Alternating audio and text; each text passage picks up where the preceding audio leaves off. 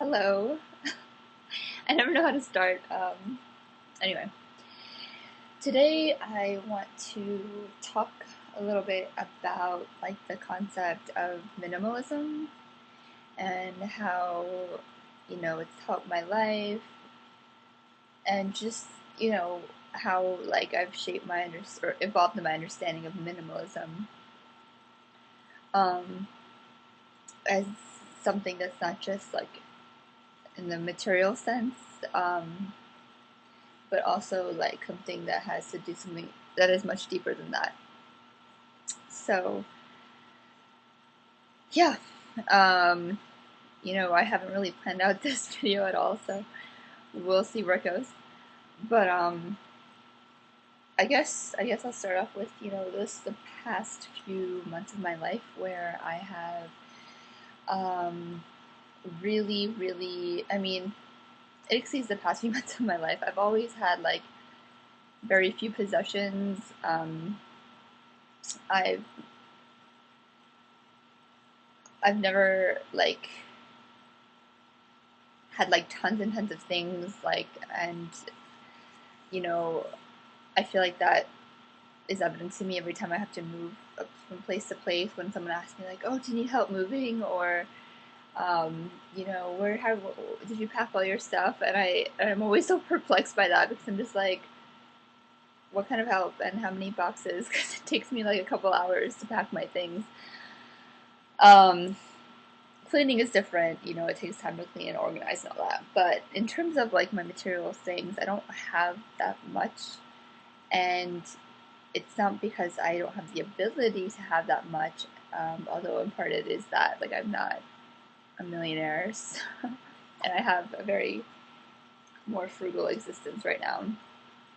Um, but I just, you know, don't.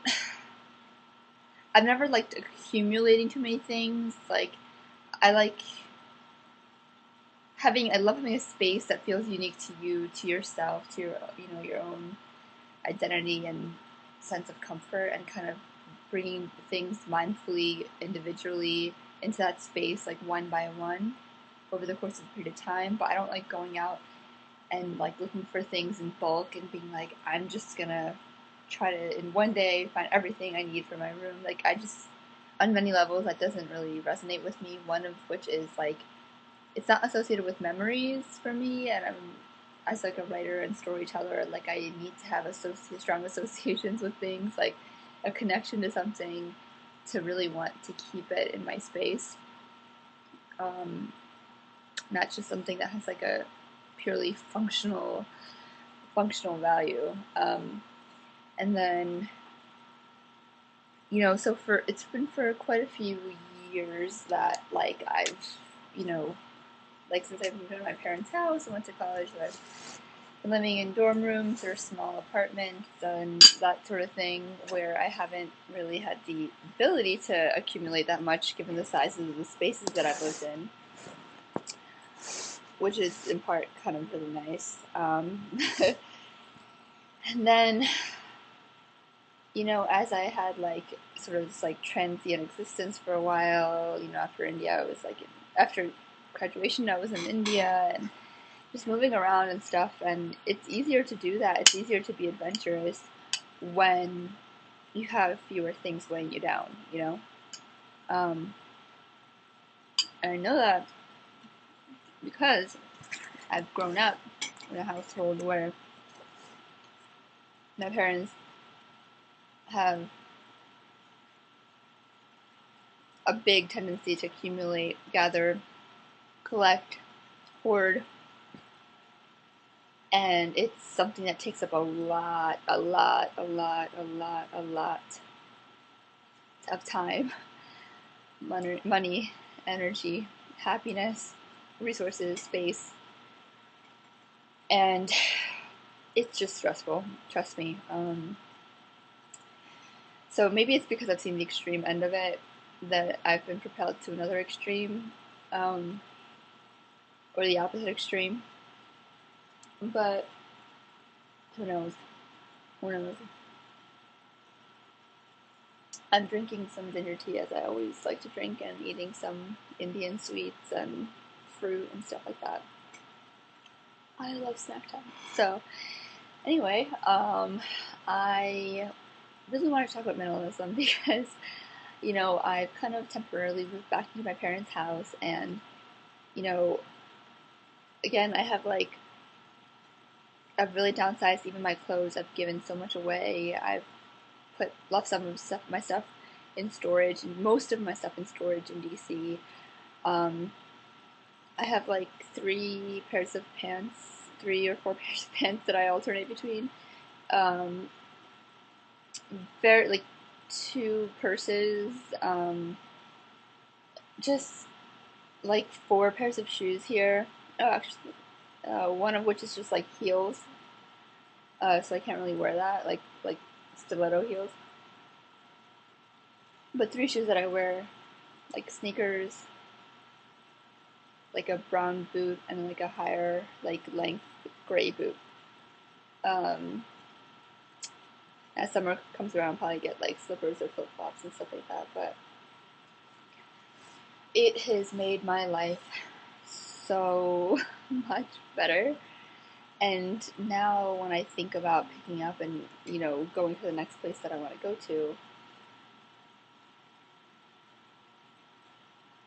excuse me, I don't feel daunted. I don't feel like, oh my gosh, it's gonna be this whole stressful, big endeavor that's gonna require multiple people and cars and movers and hundreds of dollars. And so that's all, what I've covered so far is all very, very, very surface. It's all like the material aspect of minimalism, which is very important and has allowed me to free up my, like I said, time, resources, energy, mental space. Like, I don't have to think about all these little different things that I have to take care of them, make sure where they are, blah, blah, blah.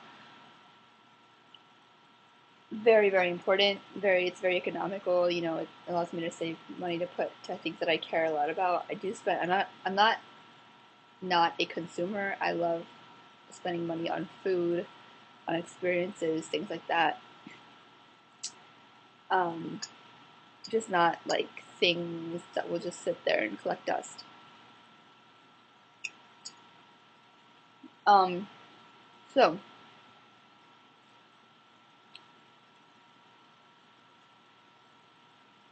if you are someone who has that constant pull or tendency to just want to buy something, even if you don't need it, just like try to think, like write a list for yourself. Like why, like what is it that this thing is adding versus what is it taking away in your life to be spending that money, that space in your house or your room, um, whatever. And see if you can do without it, because it's like a muscle. You have to exercise. Like it's not gonna, for someone who loves shopping, it's not gonna be easy to suddenly stop doing that altogether. But a gradual process where maybe you limit like a budget to how much you can spend a week or every month to buying certain things outside of the essentials, or um, you do a thing where if you bring something into your house, you also have to take something out or give it away. Um, yeah, so that's one thing. And minimalism in the sense of materialism. Um, Another aspect of minimalism that has kind of come to me more organically and like as an extension of the physical thing is like minimalism in terms of like my daily commitments, like the things that I'm invested in, like what I'm doing with my day, and like just like what I'm committed to. So by that I mean kind of keeping it simple. We have a tendency, especially in Western society, to think that progress or advancement or even high level of intelligence or productivity or ambition means like being associated with a lot of different tasks, a lot of different things, organizations, activities, interests, all these things. I mean, I have many interests, I really do, but like even when I have those, like, from my earlier undergrad and high school days where I felt like I had to fill up my life with all these extracurriculars to be like a better person. I don't have that much that anymore. Like, and it's again made me a much happier person. For example, like I try to keep it to these things like in my day. I'm gonna focus on creating really nutritious, satisfying homemade meal for myself. That's one thing I commit myself to in the day, which other people might gloss over. Like, oh, I'll just grab something to eat. It's like not a big deal. It's like just not something that's thought about or tended to in a mindful way. So that's one thing. And then another thing I commit myself to daily is exercise and fitness. I'll group meditation into that too, which I do occasionally. That's something I do almost every single day. Something else is writing. I do writing almost every single day. My work as a freelancer, as an interpreter, every single day. Whether it's finding new work, new clients, or tending to my existing work, or taking on other types of work and whatever. And it could be,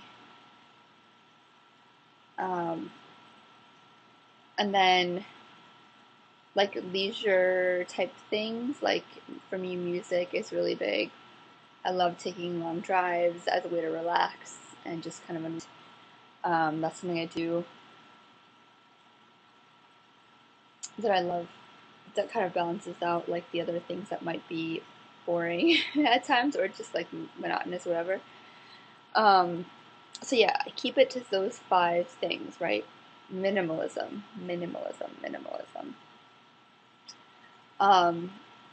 Once in a while, I have this anxiety that like, oh my gosh, I'm not doing enough with my day.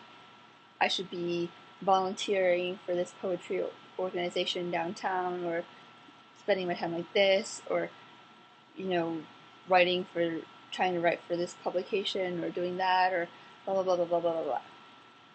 And taking on all those mental things, even mentally, weighs you down and it makes you less effective in the things that you actually need to do. So for me, like minimalism is associated with consistency now. It's just like food, diet, cooking, really big part of my life and really big part of my health. Exercise, work, writing, and leisure, entertainment, all that. I'll also group like relationships in that category, where like spending time with friends and family and all that. Whether it's in the day or throughout the week, because you can't always do that in each day. So that's something I reserve for like every week kind of thing. So yeah, minimalism. Like my old self would have been like, okay, well, you need to spend more time volunteering, doing more good things, thinking about how to, get involved in this XYZ organization, curate this event for poetry and this and that and blah, blah, blah, blah, blah. And because I've gone through that path, I wouldn't have known this if I hadn't gone through it. Because I've gone through that and seen how much it makes me less effective to be spread thin and having a many, many things that I'm involved in, I know the value of having my handful of things and really, really being consistent and intentional about those. Minimalism and simplicity has nothing to do with intensity. You can go as deep and as intense as you want, and you should, in each of those 5 things for me. like, but it's about like keeping it to kind of like the skeletal structure of your day, so you don't feel like, I don't know, weighed down. I guess that's kind of what it comes back to.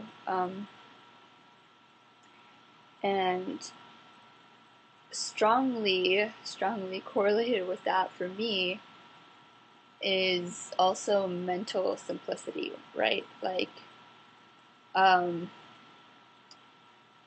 or like mental minimalism, that has a lot to do with like your daily commitments, but also your just like active thought process and how you deliberately choose to think about things. And if you're going to be thinking about like a million different things in one day, when your thoughts are scattered across so many different things, it is going to wear you out.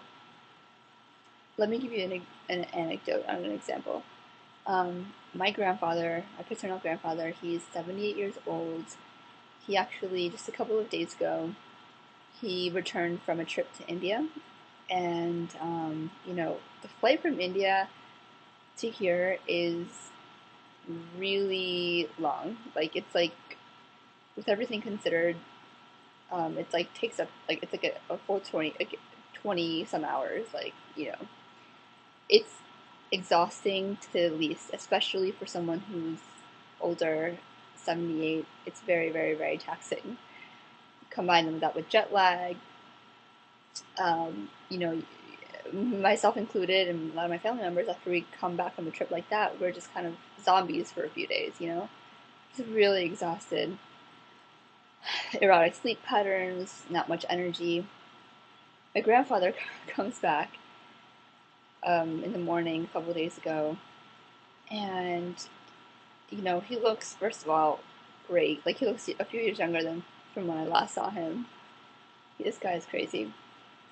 And he has his meal, he eats something, and then he goes out to the garden in the backyard, gardens for like a couple hours, cleans the entire garden, pulls out weeds, and then goes to run errands for the next few hours, and then comes back home at night and goes to sleep.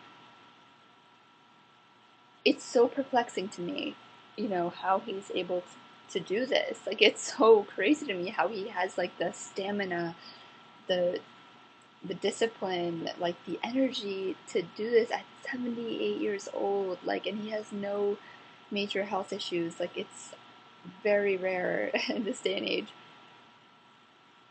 So I asked him, I was like, well, I know like a lot of why you're so healthy and have so much energy has to do with what you eat and your diet, as you've always told us, but like, I'm willing to get on to whatever you're eating because I want to be like you at 78. Most 78 years old, 78-year-olds I know are like on many medications. A lot of them, some of them are bedridden in nursing homes, or, I mean, whatever, sedentary most of the day, if in a good case scenario.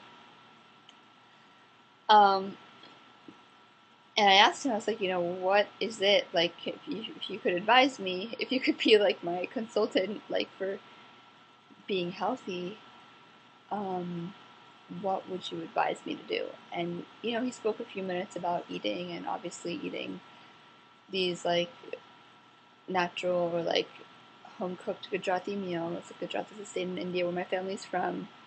Lots of vegetables, lentils, whole grains involved in our diet. It's vegetarian as well, which he's grown up eating.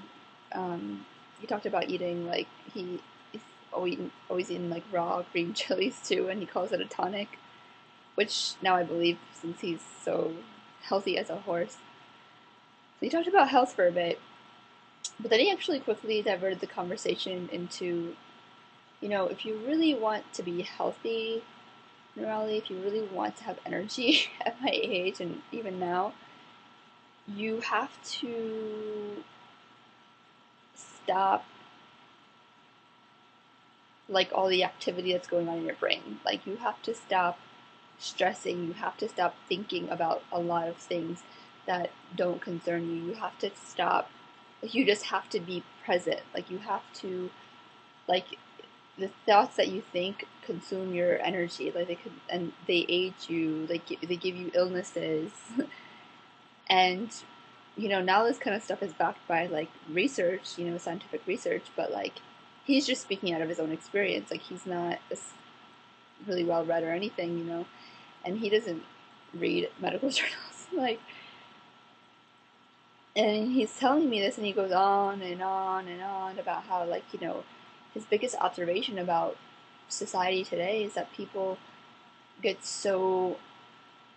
are so easily stressed out, are so easily agitated, worked up. They're thinking about a million things at one time, not able to focus on one thing at one time. He says, for example, morality, when you're eating, you're also looking at your phone. That's an example of like a habit that you should break. And when I look at his life, he actually does one thing at once and completes that and then moves on to another. He thinks about one thing at one time. And in my observation, like throughout the many stressful situations that I've witnessed in my family, he's always maintained his inner calm. Like he's not ever been swept up by the madness and the stress. Like he's always managed to retain his inner calm and inner peace. So yeah, in his own way, like he was advising me about like minimalism in terms of thoughts and stress and just keeping my life simple in terms of my consumption, my thoughts, everything, which he believes equals to longevity and health. Whew. I think he's right too. So yeah, those are kind of just my random thoughts for today. You know, like just don't be so hard on yourself, which, coming from me, that's crazy because I've always been so hard on myself. Taking things easy, like, yes, be ambitious. I like having ambition and working hard, but also just having a simplified life. Um, yeah, I think there's probably going to be more ways I want to think about this and kind of think about how to talk about it. But for now, that's it. And if you have any comments, please comment below or message me or email me at musingsonlife4@gmail.com, I think is the email that I created for this. Anyway, thank you for watching, and yeah, I will see you next time I make a video. Bye!